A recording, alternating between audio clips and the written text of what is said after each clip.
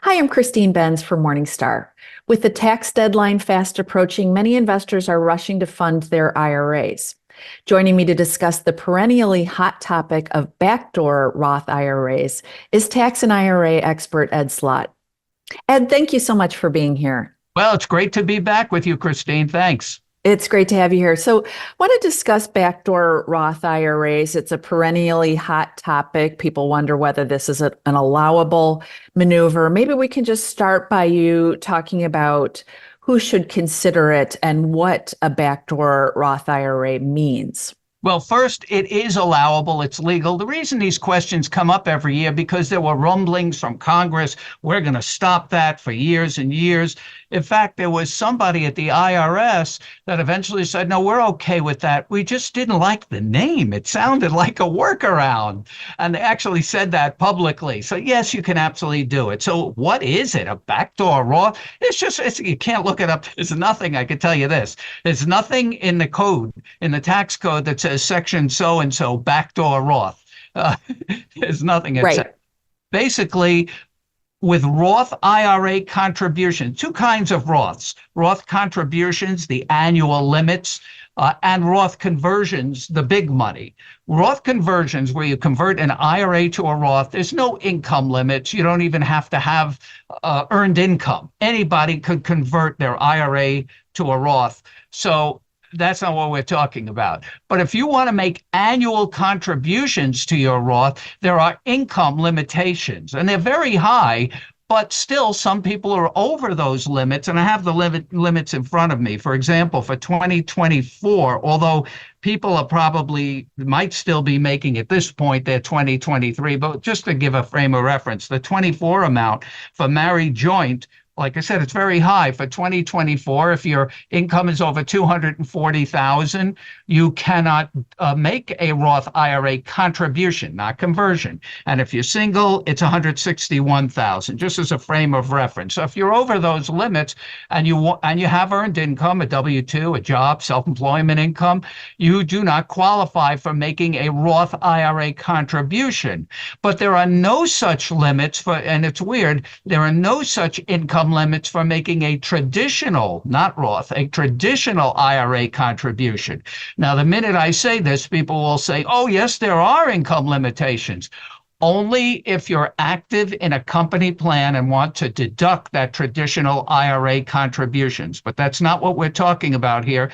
We're talking about opting for a non-deductible traditional IRA contribution where you receive no deduction, and then converting those funds, because there's no income limit for traditional IRA contributions and non-deductible IRA contributions.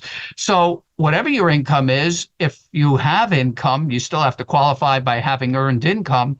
You can contribute to a traditional non-deductible IRA and then convert those funds to a Roth IRA. So they end up the same place back in the Roth IRA, but they go in as a conversion, not a contribution. Okay. So if I go on my investment provider's website, I'm not going to see a button that says backdoor Roth IRA. I need to actually take these two steps where I don't think that would ever pass compliance on any of these companies. Could you imagine Fidelity who knows what the future might be, but I've never seen a button like that. Right. So I'm funding my traditional IRA and then I'm converting at some later date to a Roth. The question is, Ed, and I know this has been a little bit of a squishy one where there have been some differences of opinion. How long to wait between those two steps? Can you weigh in on that? It's a gray area. There's no answer. Here's my answer. Because originally, years ago, when this first started, some of the accountants said, oh, that's a step transaction. You can't do it in one step because you got to a place where you shouldn't have been. And I don't think anybody really cares about that anymore. But here's what I do. Rather to separate the two transactions. That's the cleanest way, that you know it showed up as an IRA, non-deductible IRA contribution in your IRA, and then converted to a Roth rather than doing it in one step. So here's my practical advice. If you're going to make the non-deductible contribution, make it and wait till the next month. So, and this again, just my own practice. No, this is not a requirement, just a practical, good advice, I think, item. Wait till it shows up on your statement for 1 month as a traditional IRA contribution. Because if you go in and out, who knows how it's going to show up on the statement. And then once you can produce a month-end statement that had a contribution to a traditional IRA, then convert the next month. That's it. And this way you have the transactions in 2 separate months and you can show them on both monthly statements. Okay. I want to discuss the tax impact because many people know that conversions oftentimes do lead to some sort of a tax bill. Can you talk about the tax impact of doing these backdoor Roth IRA contributions? Yeah, the tax impact is overrated, but you're right. That question comes up all the time. Well, won't there be tax? Well, it could be. It depends on how many of other IRA funds you have, because when you convert, you have to take into account all of your other IRAs.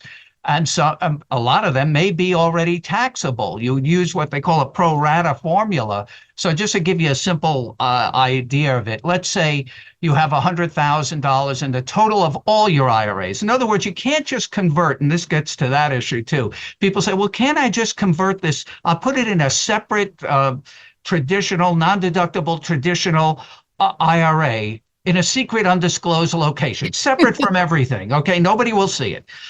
And then I just convert that and pay no tax. You can't do that if you have other IRAs. Under the tax law, all your IRAs, including SEP and simple IRAs, are considered one IRA. So let's say the total of all your IRAs is 100,000, just to make an easy example. And there was basis or other non-deductible after-tax money of 10,000, just to make an easy example in there. So 90,000 was pre-tax. So if you converted the whole 100,000, you'd pay tax on 90 and tax-free 10. That's your percentage. So let's say you made a contribution for 2024 and the maximum for 2024 is 7,000. Unless you're 50 or over, you can add another 1,000 catch-up contribution. So 8,000. So let's say you're 50 or over, you did 8,000 to a traditional non-deductible IRA. And then you convert the 8,000 to a Roth. Now you might think, well, there's no tax. Well, if you had that percentage that I just talked about, 90% of it would be taxable, 10% tax-free. But again, you're not talking about big dollars here because the most it could be is for the annual contribution limit. We're not talking about a tax, and that's why people get overwhelmed. Well, will I pay hundreds of thousands in taxes? No, it's only to the limit to 7,000 or 8,000. So even if all of it is taxable, it would have been taxable anyway at some point. So I think it's an overrated problem, but people should be aware of it because some people are told that it's going to be tax-free. That would only be the case if you had no other IRAs. Okay, that's helpful, Ed. One workaround I sometimes see posited for people in this situation who do have substantial rollover IRA assets is to roll in those funds into a 401k, and that way they're excluded from this pro rata calculation that you just walked us through. Does that strategy make sense to you? It can, but it's a lot of maneuvering to save the tax on only, like I said, the 7,000, for example. And what you're talking about is, I call it a reverse rollover. Going back, because most rollovers are 401k to an IRA. This would be take your IRA and roll it back. Let's say you have a company plan, a 401k, and they accept rollovers in. Most do, but they don't have to. It's optional.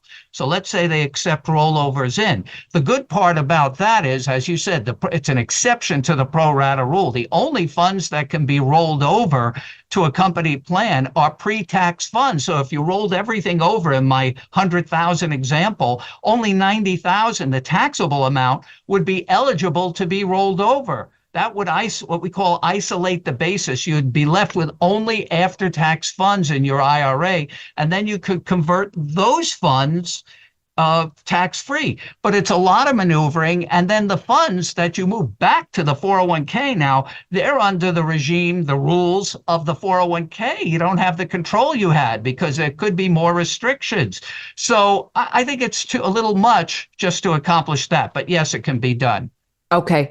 I want to also touch on what's called the mega backdoor Roth IRA, and I'm hoping you can talk about Who That's should from a consider company that? plan where you can actually load up on the after-tax money in a 401k, let's say, in a separate 401k after-tax account, and convert just that to your Roth IRA and pay no tax. Yes, it can be done. You can bank lots of big money, but for most people, it doesn't work due to, especially in big companies. Maybe if you're a smaller company and you have fewer employees, because you have to satisfy discrimination rules and testing rules. And the people that tend to want to do it are people at the high income, the high income people at the company. The big executives want to do that, but they may not be able. When you take, I'm giving you the Reader's Digest version of the compensation tests.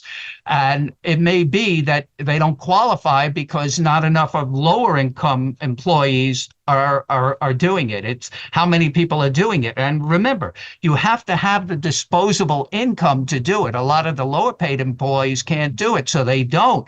And that only leaves the higher paid people, so they fail the discrimination or the compensation tests. Okay. And in any case, it sounds like, maxing out the 401k up until the basic limits, that should be job one for most Oh yeah. employees. Yeah, Okay. yeah, to get Okay. the matching and so forth. But the backdoor Roth is still alive, and it's a great technique for lots of people. And I'll tell you one they miss. I found this every tax season. You have somebody that wants to do that. Let's say, especially a lot of our viewers, you could have a married couple where one spouse is working and the other one's already retired. You can do the backdoor Roth for the non-working spouse as long as you have enough income. Most people miss out on that. So, for example, using the 2024 amounts, which are 7,000 and 1,000 or 8,000, you could put away for 2024. I know people will right now be working on their 2023, but just to give you an example, you could double that even if the non-working spouse has no earnings, as long as there's enough earnings that you've made, and you could double that and put 16,000 away for both spouses. And to me, that's a freebie. You're just taking from one pocket taxable money and putting it in tax-free for both spouses. Many people don't realize that they have that ability.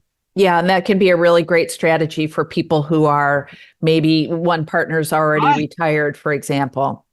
Well, Ed, it's great to see you. Always great to get your insights. Thank you so much for being here. All right. Thanks. Thanks so much for watching. I'm Christine Benz for Morningstar.